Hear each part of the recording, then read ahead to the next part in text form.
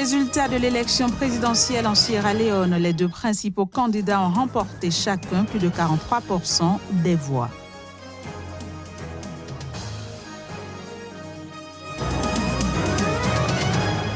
Manifestation en Tunisie samedi, les femmes revendiquent l'égalité des sexes en matière d'héritage.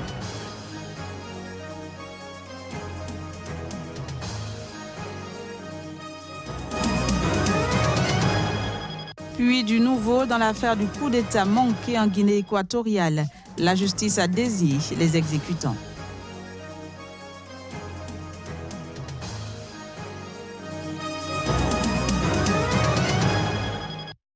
Dimanche 11 mars 2018, bienvenue à toutes et à tous. En Sierra Leone, la commission électorale a publié les tendances concernant les résultats de l'élection présidentielle. Les deux partis traditionnels sont au coude à coude. Les deux principaux candidats ont remporté chacun plus de 43% des voix. Cette tendance confirme la forte probabilité d'un second tour. Voici le point. Plus de la moitié des votes ont été compilés dans chacun des 16 districts de Sierra Leone. Et les deux principaux partis sont dans un mouchoir de poche. En effet, selon les derniers chiffres publiés par la commission électorale, c'est le candidat de l'APC, le parti au pouvoir, qui arrive en tête de la présidentielle avec 43,3% des suffrages. Il est talonné par Julius Maada, du principal parti d'opposition. Seules 3 830 voix les séparent. Un second tour est donc envisagé, à moins que l'un des deux premiers candidats dépasse les 55% dans les résultats définitifs. Reste à voir si les résultats des législatives et des communales sont en mesure de changer la donne. Pour l'instant, il ne s'agit que de résultats partiels. La commission électorale a assuré que les chiffres définitifs seront annoncés dès que possible. Après la publication samedi de tout premiers résultats, portant sur 25% des bureaux de vote dans chaque province, des heurts ont éclaté près du carrefour le plus fréquenté de Freetown, entre partisans du pouvoir et de l'opposition.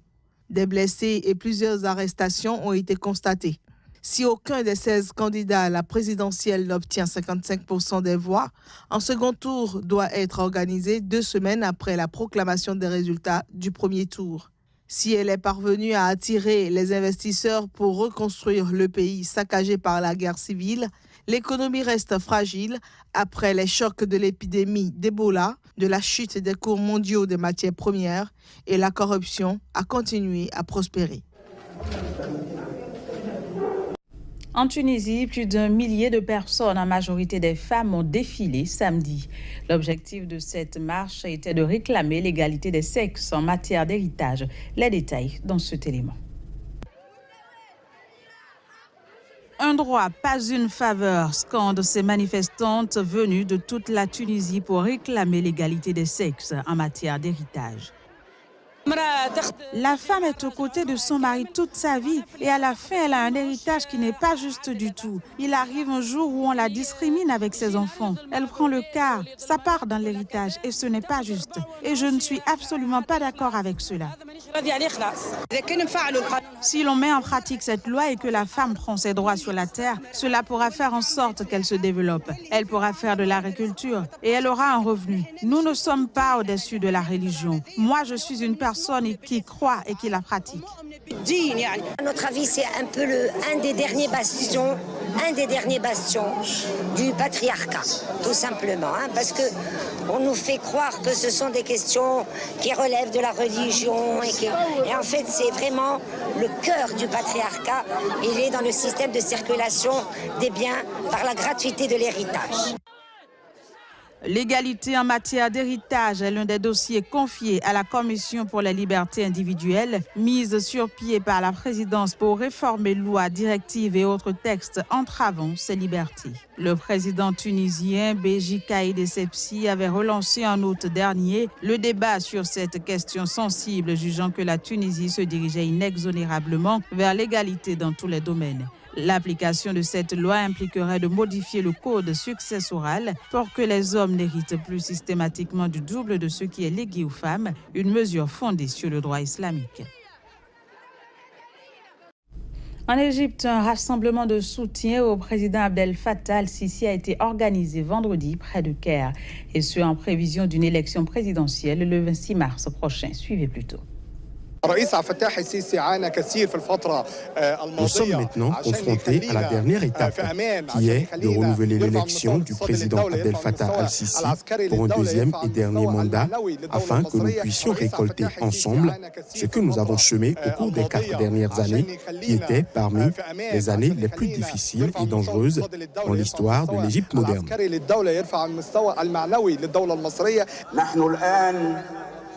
أمام الخطوة الأخيرة وهي تجديد انتخاب الرئيس عبد الفتاح السيسي.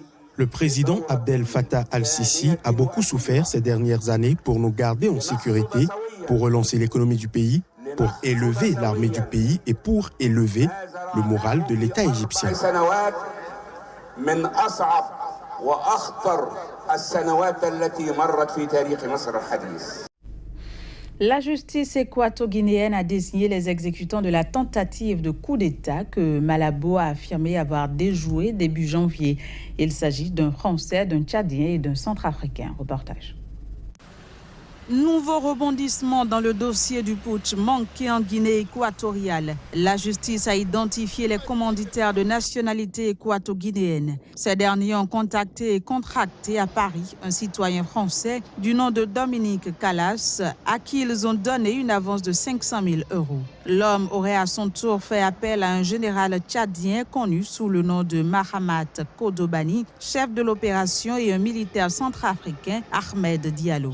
Mahamad Kodobani a été arrêté à Douala fin 2017 et désigné comme le cerveau de l'opération par des sources camerounaises. Les mercenaires arrêtés sur le territoire équato-guinéen ainsi que les commanditaires sont détenus dans les centres pénitentiaires de la Guinée équatoriale. Pour la petite histoire, le 3 janvier, la Guinée équatoriale avait annoncé avoir déjoué un coup d'État, affirmant que le 24 décembre, un groupe de mercenaires étrangers avait voulu attaquer le chef de l'État. Ce dernier se trouvait à ce moment-là dans sa résidence de Koété-Mongomo, située au carrefour des 3 frontières entre la Guinée équatoriale, le Gabon et le Cameroun. Ils étaient plusieurs milliers avant 2011. Ils ne sont qu'une centaine aujourd'hui. Et pourtant, la LRA continue de faire des victimes à Obo, dans l'extrême sud-est de la Centrafrique.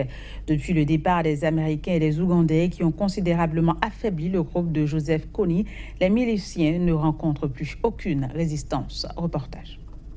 Comme chaque matin, Joseph enfourche sa moto pour se rendre à son champ à 5 km d'Obo, à l'extrême sud-est de la Centrafrique.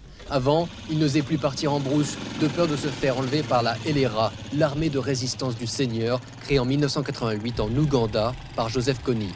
Traqué depuis 2011 par 2000 soldats ougandais, appuyé par une centaine de militaires américains basés à Obo, le groupe ne compte plus que 200 membres, contre des milliers avant 2011. Depuis 2008 que nous sommes dans l'inquiétude par rapport aux attaques des LRA qui nous menacent souvent. Et ils continuent à nous menacer. Même si la LRA est fortement affaiblie, depuis le début du retrait des troupes américaines en avril 2017, le groupe a tué 9 civils et en a enlevé 129 autres en Centrafrique, selon LRA Crisis Tracker, un site géré par l'ONG Invisible Children, qui recense les attaques du groupe. Dans la seule ville d'Obo, les victimes récentes se comptent par dizaines et le mode opératoire du groupe reste le même. Patrick, 30 ans, est un ancien combattant de la LRA. Il a fait défection avec sa femme qu'il avait enlevée lors d'une rafle dans un village centrafricain. J'ai été enlevé à l'âge de 15 ans. On m'a amené au Congo, au Soudan du Sud, au Tchad, au Darfour. Notre mission n'était que de protéger le chef, de piller et de revendre ce qu'on avait pillé. Dès que les Américains nous voyaient, ils nous tiraient dessus. Alors du coup, on enlevait d'autres enfants en brousse pour en faire des soldats. Comme Patrick, de nombreux combattants ont fait défection ou ont été tués. Mais depuis le départ des Américains, le territoire centrafricain semble être devenu un refuge pour le reste des troupes de la LRA. Aujourd'hui divisé en 3 groupes, dont 2 sont encore sous les ordres du créateur du mouvement, Joseph Kony. Il y a quand même continuellement des enlèvements, principalement d'enfants garçons. et qui sont ensuite entraînés par ces groupes-là et qui deviennent des combattants. Il y a une nouvelle génération qui est composée principalement aujourd'hui de Centrafricains. Si le groupe est en déclin, il reste tout de même une menace pour les Centrafricains. La présidente mauricienne n'a pas résisté à la pression politique. Elle démissionnera après les cérémonies du 50e anniversaire de l'indépendance le 12 mars prochain en raison de son implication dans un scandale financier. On fait le point. Tout a commencé il y a 10 jours quand le quotidien mauricien L'Express a publié des documents bancaires démontrant que la présidente avait utilisé à des fins personnelles une carte bancaire qui lui avait été remise par l'ONG Planet Earth Institute. Ce départ interviendra toutefois peu après la célébration du 50e anniversaire de l'indépendance le 12 mars et avant la rentrée parlementaire le 27 mars, a ajouté le Premier ministre, expliquant qu'à ses yeux, l'intérêt du pays passe avant tout. Seule femme chef d'État en Afrique à l'heure actuelle, Gorib Fakib, 58 ans, occupe son poste depuis juin 2015. Et elle est la première femme à occuper cette fonction honorifique dans l'histoire de l'île Maurice. Scientifique et biologiste de renommée internationale, elle était depuis plusieurs jours sous forte pression car accusée d'avoir utilisé une carte bancaire pour des achats personnels. Selon le journal L'Express, la carte avait été fournie à Gorib Fakib pour faire la promotion d'un programme de bourse. La présidente mauricienne n'a cependant pas utilisé la carte seulement à cette fin, mais a aussi pour faire des achats personnels à l'étranger. Le montant de ses dépenses, bijoux, chaussures de marque, s'élève à au moins 25 000 € selon le quotidien. Gorib Fakib a reconnu les faits, mais a affirmé avoir remboursé l'argent utilisé à titre personnel en mars 2017. Le gouvernement, d'autant plus sous pression que ce scandale coïncide avec les cérémonies marquant le 50e anniversaire de l'indépendance vis-à-vis du Royaume-Uni, s'est résolu jeudi à lancer une procédure de destitution à son égard. Puis la région française des Hautes-Alpes connaît depuis un an une augmentation exponentielle d'arrivées de migrants en provenance de la Guinée, de la Côte d'Ivoire.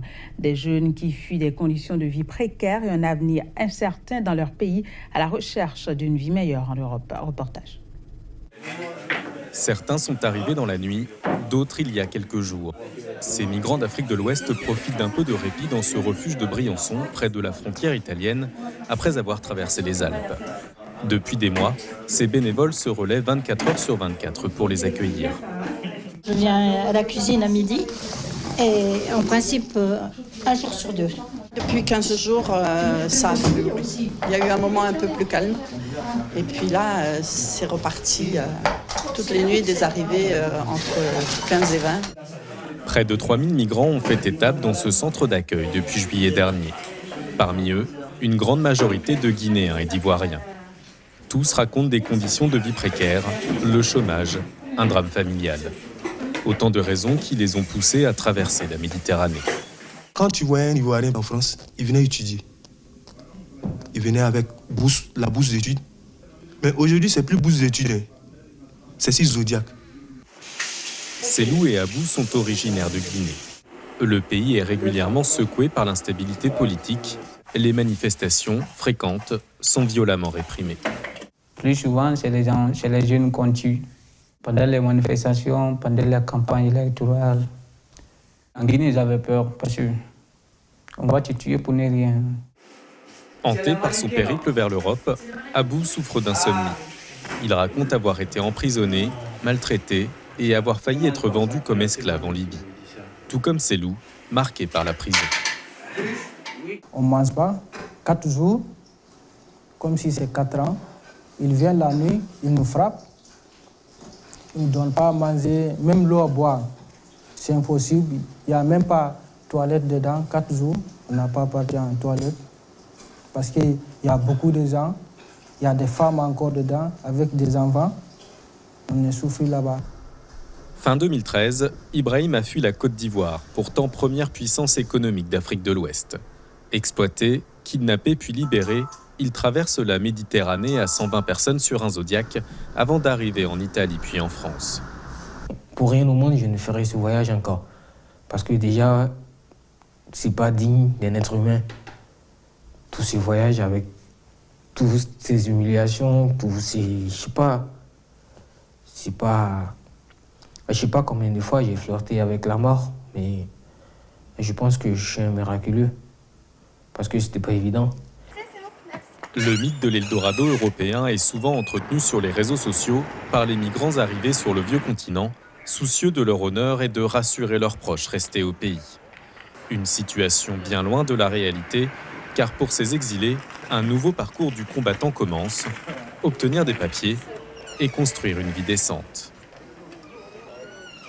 Voilà, fin de ce journal. Merci de l'avoir suivi. À très vite.